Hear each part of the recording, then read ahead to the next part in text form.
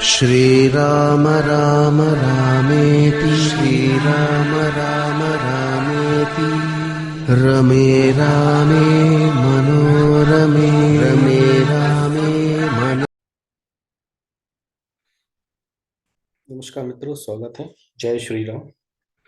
जैसा कि हम लेसन 1 और लेसन 2 में कुछ बेसिक्स सीख चुके हैं, तो आज हम लेसन नंबर 3 सीखेंगे।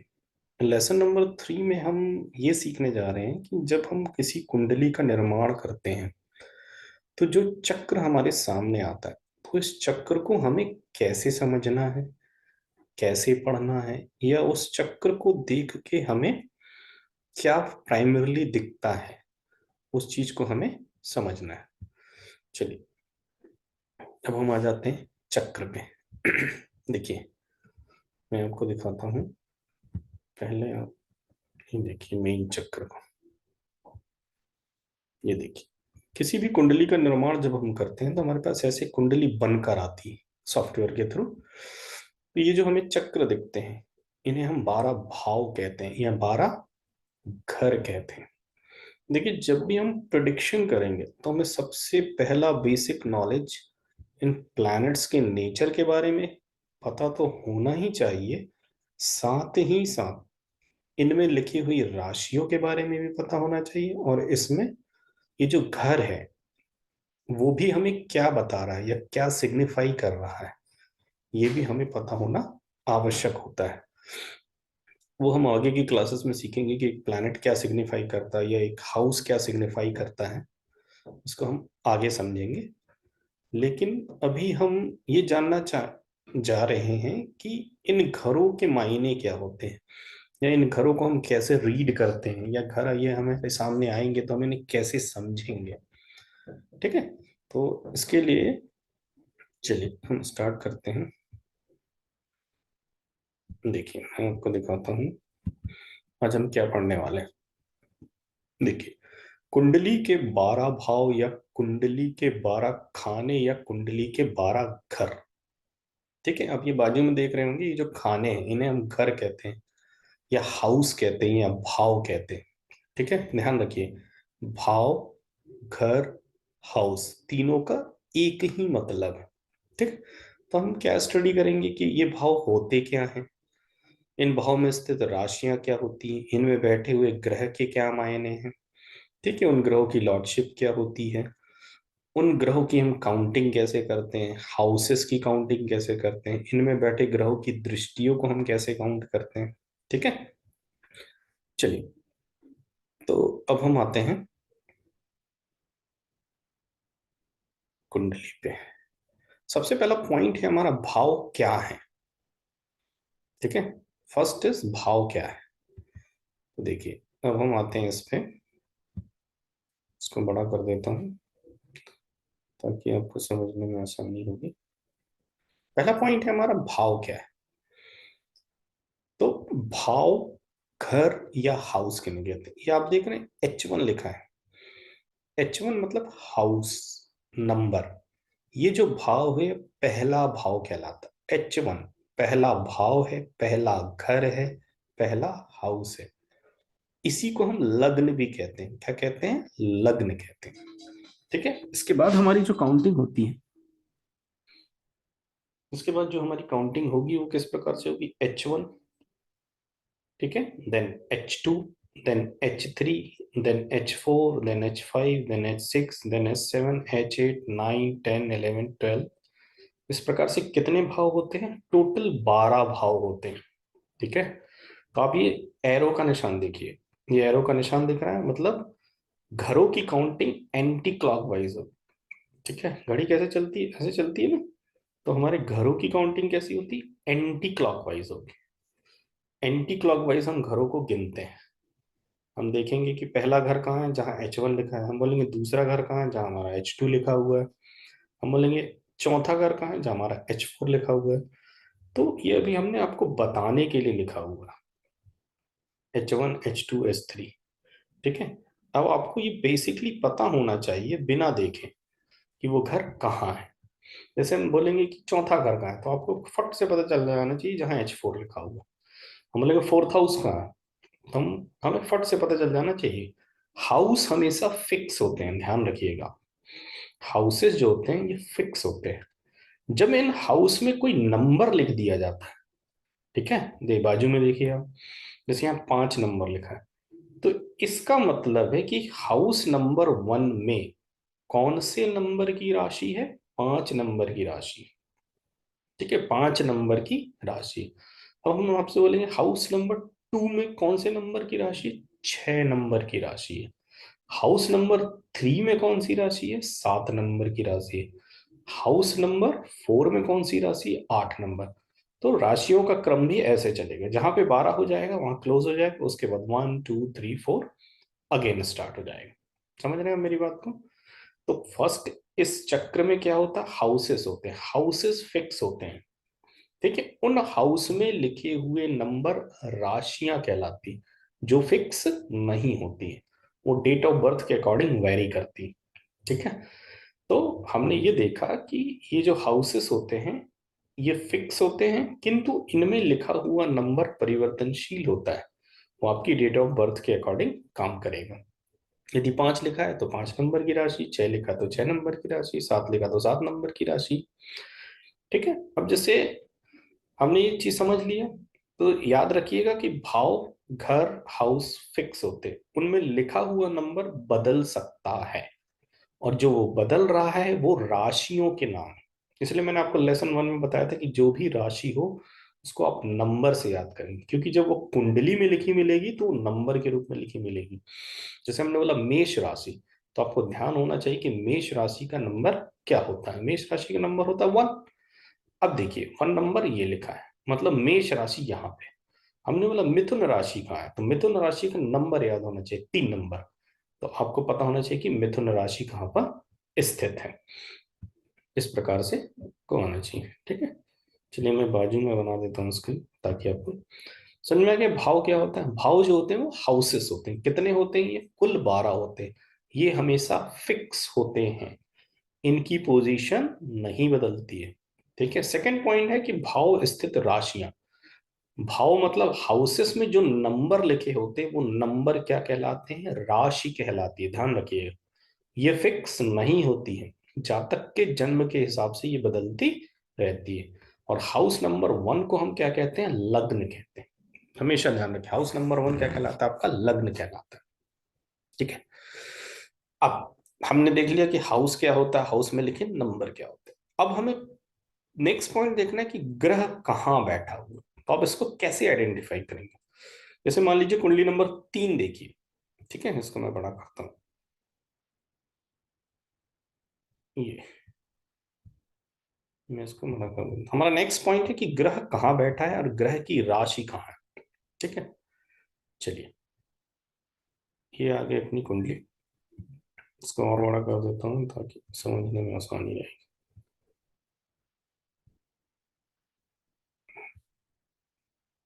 कुंडली नंबर 3 देखिएगा आप। ठीक है, अब मैंने आपसे प्रश्न किया कि सूर्य कहाँ पर स्थित है। ठीक है, सूर्य कहाँ पर स्थित है? कहाँ पर स्थित है मतलब ये आपसे क्या पूछ रहा है? भाव, घर और हाउस। तो सबसे पहले आप देखिए सन कहाँ लिखा है? ये लिखा हुआ। और ये कौन सा हाउस है? ये 4th हाउस है। क्यों? क्योंकि ये 1, ये 2, ये 3 और ये 4। तो सन किस भाव, किस हाउस या किस घर में स्थित है? तो सन कहाँ पे स्थित है? 4th हाउस में। अगला प्रश्न होगा, सूर्य किस राशि में स्थित है? तो सूर्य के बाजू में जो संख्या लिखी होगी वो राशि होगी। ठीक है, तो सूर्य देखिए 11 नंबर की राशि में। इसी प्रकार से आपसे प्रश्न आया कि जुपिटर या गुरु कहां पर बैठा है या किस भाव में स्थित है? तो देखिए ये कौन सा भाव कहलाता है? 7th house. ये देखिए ऊपर थोड़ा सा देखिए कि H7 लिखा है ना। तो गुरु किस भाव में, किस घर में या किस हाउस में है? तो वो 7th हाउस में। ठीक है, नेक्स्ट प्रश्न, गुरु किस राशि में है? 2 नंबर की राशि। 2 नंबर की राशि कौन सी कहलाती है? वृष राशि।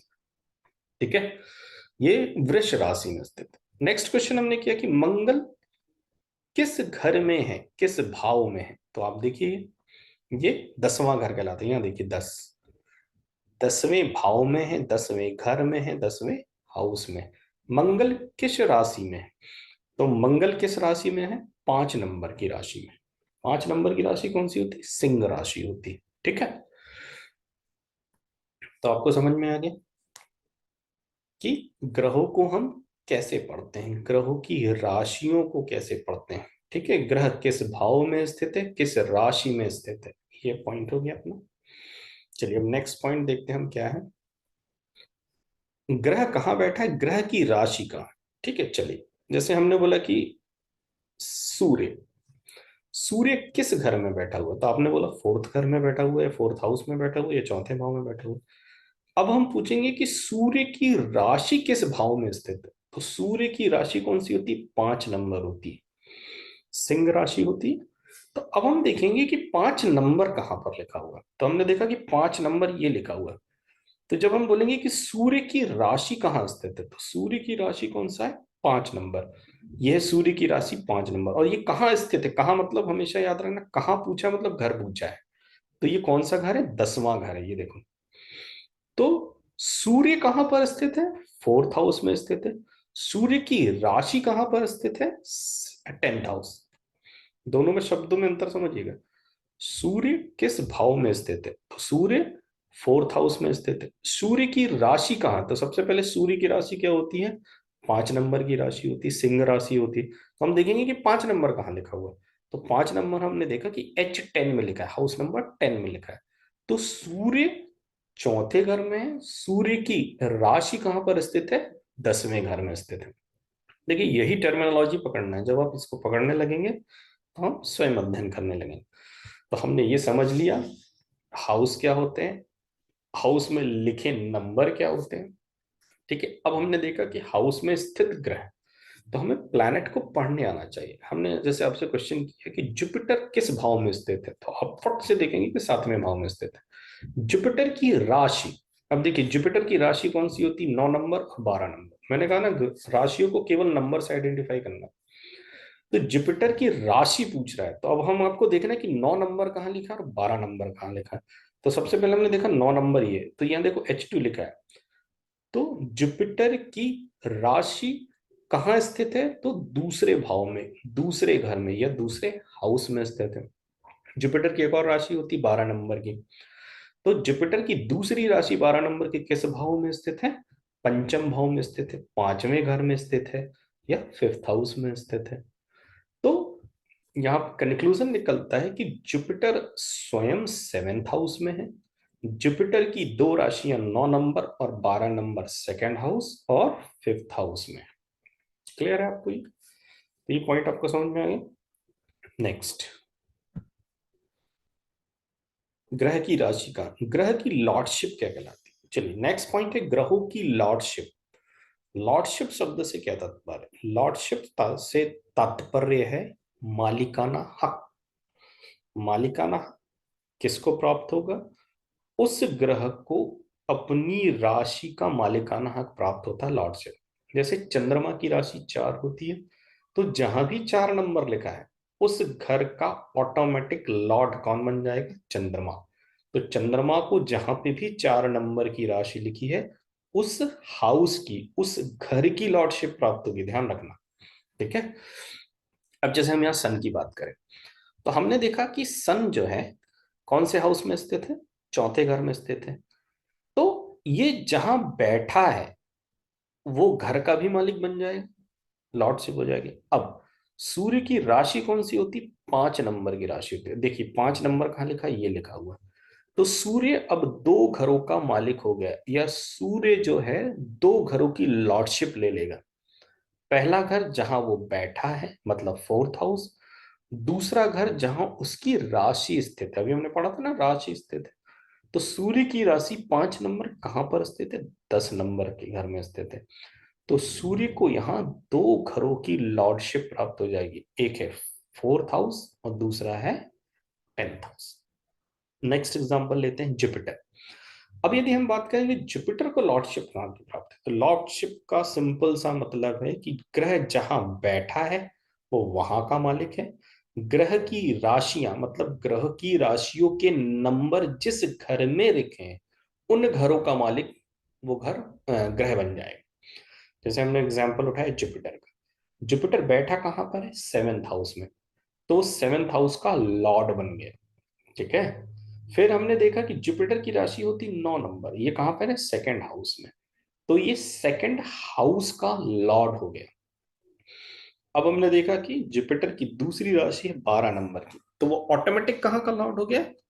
पांचवें घर का हो गया। ध्यान रखिए, हाउस की लॉर्डशिप प्राप्त होती है, वह घर की लॉर्डशिप धारण कर लेगा ग्रह ऑटोमेटिकली जहां उसकी राशियों के नंबर लिखे हैं या उनकी राशियां स्थित है। ठीक है। तो लॉर्डशिप का मतलब आप समझ गए, किसी भी ग्रह की लॉर्डशिप का सिंपल सा मतलब है जहां हम रह रहे हैं या जहां हम बैठे हैं या जहां घर बैठा है, ऑब्वियस सी बात है वहां के मालिक होंगे। दूसरा, हमने देखा कि उस ग्रह की राशियां किस भाव में लिखी हैं। जिस भाव या हाउस या घर में लिखी होंगी उस हाउस भाव या घर की लॉर्डशिप उस प्लैनेट को प्राप्त हो जाएगी। एक एग्जांपल हम देखते हैं, मंगल। तो मंगल बैठा कहाँ है? 10th हाउस में। तो वो कहाँ का लॉर्डशिप मिल जाएगी उसको? 10th हाउस की। मंगल की दो राशियां होती है 1 और 8। अब देखिए 1 कहाँ पर लिखा हुआ है? तो 1 हमने देखा भाई 6th हाउस में लिखा हुआ है। तो 6 हाउस की लॉर्डशिप ऑटोमेटिकली किसके पास चली जाएगी? मंगल के पास। अब हमने देखा कि 8 नंबर कहाँ लिखा है? हमने देखा 8 नंबर तो फर्स्ट हाउस में लिखा है, या इसको लग्न कहते हैं। तो लग्न का लॉर्ड कौन हो गया? मंगल हो गया, या फर्स्ट हाउस का लॉर्ड मंगल हो गया। तो मंगल के पास 3 जगह की लॉर्डशिप प्राप्त होगी, एक जहां बैठा है 10th हाउस, एक जहां उसकी राशि स्थित है लग्न या फर्स्ट हाउस, एक जहां उसकी दूसरी राशि स्थित है 6th हाउस। ठीक है। तो ये 6th हाउस, फर्स्ट हाउस और 10th हाउस की लॉर्डशिप प्राप्त हो जाएगी। चलिए, ग्रहों की लॉर्डशिप क्या कहलाती है आप समझ गए। अब ग्रहों से स्थान की काउंटिंग, चलिए अब काउंटिंग सीखते हैं, कैसे काउंट करते हैं। जैसे मान लीजिए हमने कोई प्लैनेट उठाया सन। हमने बोला सूर्य से कौन से भाव में जुपिटर स्थित है। तो काउंटिंग हमेशा ध्यान रखना, जहां से बोल रहे हैं वहीं से एक नंबर स्टार्ट हो। हमने पूछा सूर्य से, तो सूर्य से ही काउंट करेंगे 1, 2, 3, नेक्स्ट इज 4। तो सूर्य से चौथे भाव में कौन स्थित है? जुपिटर स्थित है। अब हमने बोला कि जुपिटर से सूर्य किस भाव में स्थित है, तो देखिए काउंटिंग एंटी क्लॉकवाइज ही होगी। अब देखिए जुपिटर को 1, 2, 3, 4, 5, 6, 7, 8, 9, 10। तो जुपिटर से सूर्य किस भाव में स्थित है? 10वें भाव में या 10वें घर में स्थित है। ठीक है। तो काउंटिंग का सीधा सा फंडा है, काउंटिंग करते समय हम जिस भाव की बात कर रहे हैं या जिस हाउस की बात कर रहे हैं या जिस प्लैनेट की बात कर रहे हैं, हम वहीं से 1 नंबर देना शुरू करेंगे। अब जैसे हमने बोला कि तीसरे घर से चौथा घर कौन सा है? तीसरे घर से चौथा घर, तो देखो तीसरा घर ये है H3 से चौथा, तो यहीं से गिनना स्टार्ट करेंगे 1, 2, 3, 4। तो तीसरे घर से चौथा घर कौन सा घर कहलाएगा? छठवां घर कहलाएगा। ठीक है। तीसरे घर से चौथा घर, तो हमेशा ध्यान रखना जहां से पूछ रहा हूं वहीं से 1 नंबर देना स्टार्ट कर देंगे। चाहे आपसे प्लैनेट की काउंटिंग पूछी जाए, चाहे आपसे भाव की काउंटिंग पूछी जाए, वो काउंटिंग वहीं से स्टार्ट हो जाती है। क्लियर है आपको? चलिए नेक्स्ट, ग्रहों से स्थान की काउंटिंग, हाउस से हाउस की काउंटिंग समझ गए आप। अब आती ग्रहों की दृष्टियां। ग्रहों की दृष्टियां एक ऐसा टॉपिक है जिसमें हम ऐसा समझें कि जैसे मान लीजिए आप कहीं बैठे हैं, तो सबसे पहली दृष्टि आपकी कहाँ होती है? सामने होती है। ठीक है। सबसे पहली दृष्टि कहाँ होती है आपकी? सामने होती है। सबसे पहले आप सामने देखेंगे। तो जैसे मान लीजिए 4 नंबर की कुंडली में देखिए ये मंगल बैठा है, तो सबसे पहले सामने देखेगा, जस्ट सामने। ये देखिए, तो हर प्लैनेट की सबसे पहली दृष्टि उसके सामने की दृष्टि होती है। तो ये मंगल पे ध्यान दीजिए, मंगल सामने देखेगा तो कहाँ देखेगा? H7, हाउस नंबर 7 में देखेगा। तो हर प्लैनेट की सातवीं दृष्टि होती है। हर प्लैनेट की फिक्स दृष्टि कौन सी होती? सातवीं दृष्टि, क्योंकि हर प्लैनेट सामने तो देखेगा ही देखेगा। ठीक है, तो सातवीं दृष्टि कहां से काउंट होगी? जहां वो बैठा है वहीं से। जैसे हम मंगल की बात करें तो 1 2 3 4 5 6 7, तो यहां की सातवीं दृष्टि आएगी। ठीक है, यदि हम गुरु से बात करें तो गुरु से सातवीं दृष्टि, तो गुरु से पूछा तो गुरु से ही काउंट करेंगे। 1 2 3 4 5 6 7, तो सातवीं दृष्टि उसके कौन से भाव में पड़ रही है? देखो H11, 11वें भाव में पड़ रही है। ठीक है, किस राशि में पड़ रही है? तो ये नंबर राशि कहलाता है, तो 6 नंबर की राशि में पड़ रही है। शब्दों को समझना, किसी ग्रह की दृष्टि कहाँ पड़ेगी? उस घर में पड़ेगी, और उस घर में एक नंबर लिखा ही लिखा होगा, तो वो राशि होगी। तो किस घर में पड़ रही है या किस राशि में पड़ रही है, एक ही बात है। तो प्रत्येक प्लैनेट की सातवें नंबर की दृष्टि फिक्स है। सूर्य, चंद्र, मंगल, बुध, गुरु, शुक्र, ठीक है, शनि, राहु, केतु, सबकी सातवीं दृष्टि फिक्स है। कुछ प्लैनेट है जिनको एक्स्ट्रा दृष्टियां प्राप्त है। जैसे हम बात करेंगे मंगल की। मंगल को दो और दृष्टियां प्राप्त है, चौथी और आठवीं दृष्टि। ठीक है, तो मंगल की चौथी दृष्टि कहां से होगी? वहां मंगल बैठा है, वहीं से चार चार काउंट कर लेंगे, 1 2 3 4। तब हम आपसे बोलेंगे कि मंगल की चौथी दृष्टि किस घर में पड़ रही है? तो H4 चौथे घर में पड़ रही है। मंगल की चौथी दृष्टि किस प्लैनेट पे पड़ रही है? तो यहाँ यदि शनि लिखा है तो शनि पे पड़ रही है, जुपिटर लिखा है तो जुपिटर पे पड़ रही है। ठीक है, ये चौथी हो गई। अब आती है आठवीं दृष्टि, फिर यहीं से काउंट करेंगे 1 2 3 4 5 6 7 8।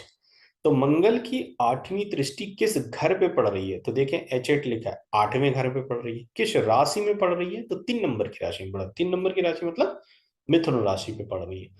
तो हमने देखा कि कुछ प्लैनेट ऐसे हैं जिनको एक्स्ट्रा दृष्टियां प्राप्त है। इसी प्रकार से शनि है। शनि के पास एक तो सातवीं दृष्टि है, उसके बाद दो एक्स्ट्रा दृष्टियां होती है, तीसरी दृष्टि और 10वीं दृष्टि। ठीक है, 3 और 7 को जोड़ेंगे तो 10 आएगा, तो 3 7 10 कॉम्बे, इस कॉम्बिनेशन को ऐसा याद रखेंगे, 3 7 10। 3 और 7 10 होते हैं, तो 3 7 10 मतलब सैटर्न की 3 दृष्टियां, तीसरी, सातवीं, 10वीं। सातवीं तो फिक्स है, तीसरी दृष्टि। अब थोड़ा सा हम नीचे आते हैं, देखिए ये है दृष्टि। अब हम बोलेंगे सैटर्न की तीसरी दृष्टि कहां पड़ रही, तो यहीं से काउंट करेंगे आप, 1 2 3।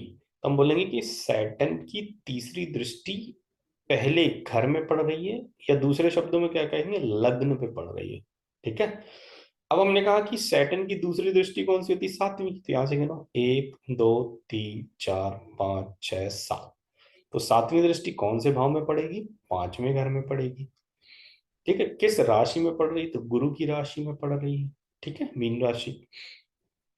अब आता है सैटर्न की 10वीं दृष्टि। यहां तक तो हम गिन ही चुके हैं, 7 8 9 10। तो शनि की 10वीं दृष्टि किस भाव पर पड़ रही है? अष्टम भाव पे पड़ रही है, H8 लिखा है ना, हाउस नंबर 8। और किस राशि में पड़ रही है? तो 3 नंबर की राशि, सीधी मिथुन राशि। मिथुन राशि पड़ रही है। ठीक है, तो आप समझ गए ना सैटर्न की क्या होती है। ठीक है, मंगल की चौथी और आठवीं दृष्टि होती है, सैटर्न की 3 7 10 होती है। अब आते हैं गुरु पे। गुरु को विशेष दृष्टि प्राप्त है, पांचवी और नवीं दृष्टि। ठीक है, सातवीं तो फिक्स है, जैसे ये गुरु बैठा तो जस्ट सामने सातवीं दृष्टि होगी। अब हमसे पूछेंगे पांचवी दृष्टि कहाँ जा रही, तो यहां से गिनेंगे 1 2 3 4 5। हमने बोले पांचवी दृष्टि गुरु की किस हाउस पे पड़ रही है? तो 11वें हाउस पे पड़ रही है। किस प्लैनेट पे पड़ रही है? तो सैटर्न पे पड़ रही है। ठीक है, हमने बोला नौवीं दृष्टि, सात यहां तक हो चुका, आठ, सॉरी सॉरी, 1 2 3 4 पांचवी दृष्टि हो गई, छठी, सातवीं, आठवीं, नौवीं। तो नौवीं दृष्टि किस हाउस पे पड़ रही है? थर्ड हाउस पे पड़ रही है। तो इस प्रकार से हम दृष्टियों को देखते हैं। तो हमने देखा कि मंगल के पास विशेष दृष्टि है, चौथी और आठवीं। शनि के पास विशेष दृष्टि है, तीसरी और 10वीं। और जुपिटर के पास पांचवी और नौवीं दृष्टि है, विशेष दृष्टि। ठीक है, इन दृष्टियों का विश्लेषण हम बाद में करेंगे कि इनके क्या इम्पैक्ट होते हैं, इनको हम कैसे देखते हैं। अभी हम बेसिक देख रहे हैं। ठीक है, कि ये दृष्टियां होती क्या है, और दृष्टि या तो किसी घर पे पड़ती है या किसी प्लैनेट पे पड़ती है। या किसी राशि पे पड़ती है, क्योंकि जहां दृष्टि पड़ेगी वो कोई ना कोई हाउस होगा और उस हाउस में कोई ना कोई नंबर लिखा होगा, या कोई प्लैनेट बैठा होगा या नहीं बैठा होगा। यदि बैठा है तो उस प्लैनेट पे पड़ेगी, नहीं बैठा है तो उस राशि पे पड़ेगी या उस हाउस पे पड़ेगी। ठीक है, तो इस प्रकार से हम कहेंगे कि ये ग्रहों की दृष्टियां हैं। तो हमने आज ओवरऑल एक चीज देखी कि जो हम चक्र देखते हैं किसी भी प्लैनेट के चक्र को देखते हैं, जैसे हम आते हैं फाइनल चक्र पे, ये देखिए ये है कुंडली। इस कुंडली को पढ़ने के तरीके क्या है? तो जब से पहले हम बोलेंगे लग्न, लग्न में कौन सी राशि है, 9 नंबर की राशि है। लग्न में कौन सा ग्रह बैठा है, सूर्य बैठा है, बुध बैठा है। ठीक है, तीसरे भाव में कौन सी राशि स्थित है, तीसरे भाव में, तो देखिए फर्स्ट सेकंड थर्ड, तो तीसरे भाव में कौन से नंबर की राशि स्थित है, 11 नंबर की। सातवें भाव में कौन से नंबर की राशि है, कौन सा घर है, तो यह है सातवां। तो सातवें में मिथुन राशि है और कौन सा ग्रह बैठा हुआ है, चंद्रमा बैठा हुआ है। समझ रहे हैं? अब हमने पूछा कि शनि की तीसरी दृष्टि किस घर पे पड़ रही है और किस प्लान पे पड़ रही है। हम देखा शनि, तो 1 2 3, तो शनि की दृष्टि लग्न पे पड़ रही है और किस प्लैनेट पे पड़ रही है, तो सूर्य पे पड़ रही है, बुध पे पड़ रही है। हमने बोला शनि की सातवीं दृष्टि, 1 2 3 4 5 6 7, शनि की सातवीं दृष्टि कौन से घर पे पड़ रही है, पांचवें घर में पड़ रही है। किस राशि में पड़ रही है, राशि मेष राशि। किस प्लैनेट पे पड़ रही है, तो गुरु पे पड़ रही है। ठीक है, अब हमने इस गुरु को पकड़ा, गुरु की पांचवी दृष्टि कहाँ पड़ेगी, यहीं से काउंट करेंगे, 1 2 3 4 एंड 5। तो गुरु की पांचवी दृष्टि किस घर पे पड़ रही है, तो ये 9वां घर है। किस प्लैनेट पे पड़ रही है, तो मंगल पे पड़ रही है। किस राशि पे पड़ रही है, तो ये 5 नंबर है, सिंह राशि पर पड़ रही है। समझ में आ गई मेरी बात? तो किसी कुंडली के चक्र को हम ऐसे समझते हैं। पहला ये हाउस, 1 2 3 4 5 6 7 8 9 10, ये हाउस हमेशा फिक्स होते हैं।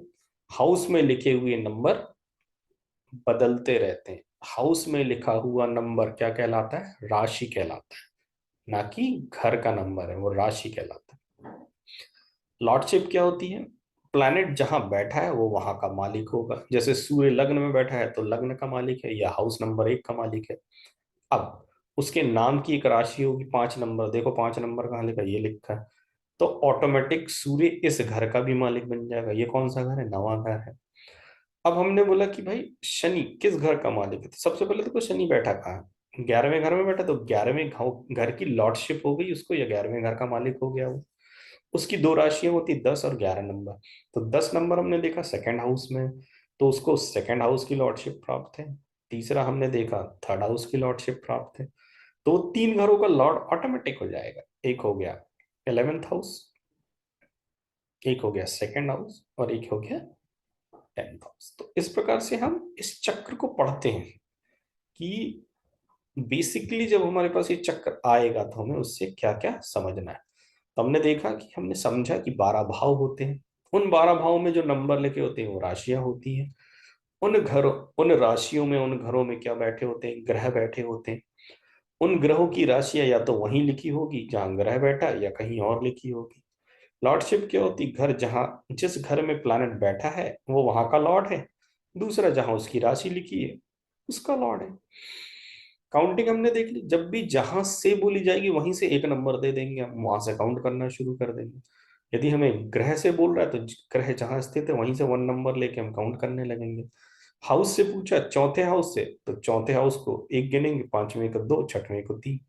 तो फोर्थ हाउस से थर्ड हाउस कौन सा हो गया, तो 4 5 6, मतलब छठवां घर हो गया। दृष्टि हमने देख ली, हर ग्रह की दृष्टि जैसे हम सामने सबसे पहले देखते हैं, जब मुंडी घुमाएंगे तो आजू बाजू देखेंगे, तो वैसे प्लैनेट, हर प्लैनेट सामने देखता है, सामने कौन सा हाउस होता है, 7th हाउस होता है। मतलब हर प्लैनेट की एक फिक्स दृष्टि होती है जिसको हम सातवीं दृष्टि कहते हैं। मंगल को हमने देखा कि चौथी और आठवीं विशेष दृष्टि प्राप्त है। गुरु को हमने देखा 5वीं 9वीं विशेष दृष्टि प्राप्त है। ठीक है, और सैटर्न को हमने देखा कि 3 7 10 विशेष दृष्टियां प्राप्त है, तीसरी और 10वीं। तो इस प्रकार से हम, जब हमारे पास ये चक्र आएगा तो हम इसको ऐसा समझेंगे। चलिए, इसी के साथ हम इसको क्लोज करते हैं। नमस्कार।